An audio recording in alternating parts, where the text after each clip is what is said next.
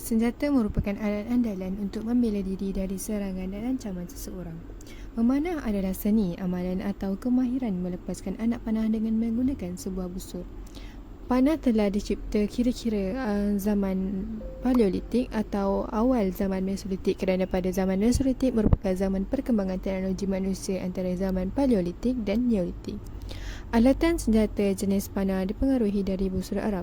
Ia dipengaruhi dari seni reka bentuk busur pada zaman peperangan yang berlaku pada suatu ketika dahulu, contohnya orang Tatar. Panah juga digunakan sebagai senjata peperangan pada zaman kuno Mesir kira-kira 3,500 tahun Masihi yang lalu.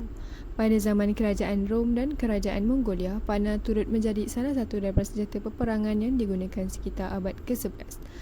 Tetapi pada abad ke-16, penggunaan panah semakin berkurang kerana terhasilnya senjata api. Simbolik untuk alatan memanah ialah keberanian. Ia dapat dilihat dalam masyarakat Arab yang terdahulu dalam berperang dalam memperjuangkan sesuatu hak mereka. Reka bentuk yang digunakan dalam penghasilan alatan memanah mempunyai pelbagai pengaruh mengikut budaya dan masa di mana alat itu dibuat. Ia diubah hanya pada sebahagian mengikut penggunaan bahan yang berbeza dan lebih moden. Kebanyakan daripada mereka yang dahulu menggunakan bahan-bahan alami yang berasaskan tumbuhan dan sebahagian anggota dan organ haiwan.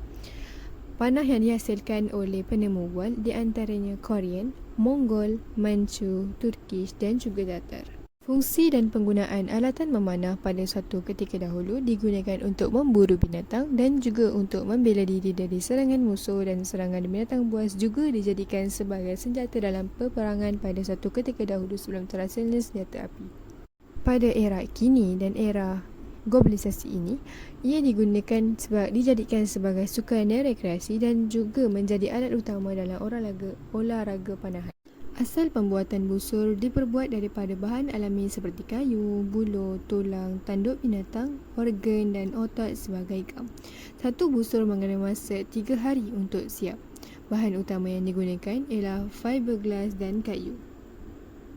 Sebelum saya akhiri saya punya kata-kata, sebagai kesimpulannya, busur panah ini terdapat banyak keunikan dan pengaruh pelbagai budaya boleh dibentuk pada busur tersebut.